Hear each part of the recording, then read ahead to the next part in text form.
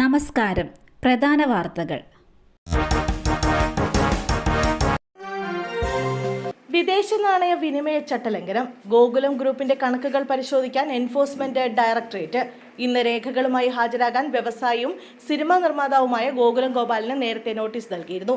നേരിട്ടെത്തിയില്ലെങ്കിൽ പ്രതിനിധി അയച്ചാലും മതിയെന്നാണ് നിർദ്ദേശം. കഴിഞ്ഞയാഴ്ച 5.5 മണിക്കൂർ ഗോകുലം ഗോപാലിനെ ചോദ്യം ചെയ്തിരുന്നു.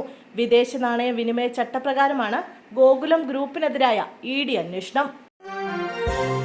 ഗവർണർക്കും രാഷ്ട്രപതിക്കുമെതിരെ കേരളം നൽകിയ ഹർജി സുപ്രീം കോടതി ഇന്ന് പരിഗണിക്കും. ബില്ലുകളിൽ തീരുമാനമെടുക്കുന്നതിന് സംസ്ഥാന ഗവർണർക്കും രാഷ്ട്രപതിക്കും സമയപരിധി നിശ്ചയിച്ചതുമായി ബന്ധപ്പെട്ട വിധിയെക്കുറിച്ച് തർക്കങ്ങൾ തുടരുന്നതിനിടെ ബില്ലുകൾ തീരുമാനമെടുക്കാത്തതിൽ ഗവർണർക്കും രാഷ്ട്രപതിക്കുമെതിരെ കേരളം നൽകിയ ഹർജികൾ സുപ്രീം കോടതി ഇന്ന് പരിഗണിക്കും. ജസ്റ്റിസ് PS നരസിംഹ അധ്യക്ഷനായ ബെഞ്ചാണ് ഹർജികൾ പരിഗണിക്കുന്നത്. ഹർജിയിൽ നേരത്തെ ഗവർണറുടെ സെക്രട്ടറിക്കും കേന്ദ്ര ആഭ്യന്തര മന്ത്രാലയത്തിനും സുപ്രീം കോടതി നോട്ടീസ് അയച്ചിരുന്നു. നിയമസഭ പാസാക്കിയ 4 ബില്ലുകൾ രാഷ്ട്രപതി തടഞ്ഞുവെച്ചത് ഭരണഘടനാ വിരുദ്ധമെന്നാണ് കേരളത്തിന്റെ വാദം. അനുമതി നിഷേധിച്ച ബില്ലുകളിൽ രാഷ്ട്രപതിയും ഗവർണറും രേഖപ്പെടുത്തിയത് എന്താണെന്ന് പരിശോധിക്കണമെന്നും ഹർജിയിൽ ആവശ്യപ്പെട്ടിരുന്നു. കേരള സർക്കാരും TP രാമകൃഷ്ണൻ MLA-യുമാണ് ഹർജി നൽകിയത്. നിയന്ത്രണം വിട്ട കാർ പോലീസ് ജീപ്പിലിടിച്ച് തലകീഴായി മറിഞ്ഞു. 2 പോലീസുകാർക്കും 2 യാത്രക്കാർക്കും പരിക്ക്. ഇന്ന് രാവിലെയാണ് അപകടമുണ്ടായത്. 2 പോലീസുകാർക്കും 2 യാത്രക്കാർക്കും പരിക്കേറ്റു. രാമനാട്ടുകര നിസ്സരി ജംഗ്ഷനിൽ വെച്ചാണ് അപകടമുണ്ടായത്.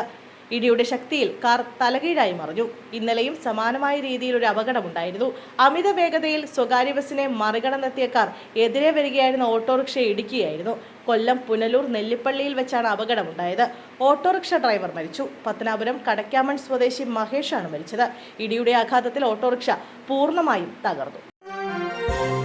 ഗുരുവായൂർ ക്ഷേത്ര ദർശനത്തിൽ പോയ വയോധികരായ സഹോദരിമാരെ കാണാനില്ലെന്ന് പരാതി. പാലക്കാട് ചാലിശ്ശേരി സ്വദേശികളായ ശാന്ത, അമ്മിണി എന്നിവരെയാണ് കാണാതായത്. ഞായറാഴ്ച ഗുരുവായൂർ ക്ഷേത്ര ദർശനത്തിന് പോയതായിരുന്നു ഇരുവരും. 2 പേരുടെയും മൊബൈൽ ഫോൺ വീട്ടിൽ വെച്ചാണ് ക്ഷേത്ര ദർശനത്തിനായി പോയത്. ഇരുവർക്കുമായി തെരച്ചിൽ ഊർജിതമാക്കിയിട്ടുണ്ടെന്ന് പോലീസ് അറിയിച്ചു. അനിവാര്യമായ ദുരന്തങ്ങളെ അവർ നേരിടട്ടെ. അൻവറിന്റെ UDF പ്രവേശനത്തെ പരിഹസിച്ച് M സ്വരാജ്. PV അൻവറിന്റെ UDF പ്രവേശനത്തെ പരിഹസിച്ച് CPM നേതാവ് M സ്വരാജ്. അനിവാര്യമായ ദുരന്തങ്ങളെ അവർ നേരിടട്ടെ എന്ന് M സ്വരാജ് പറഞ്ഞു.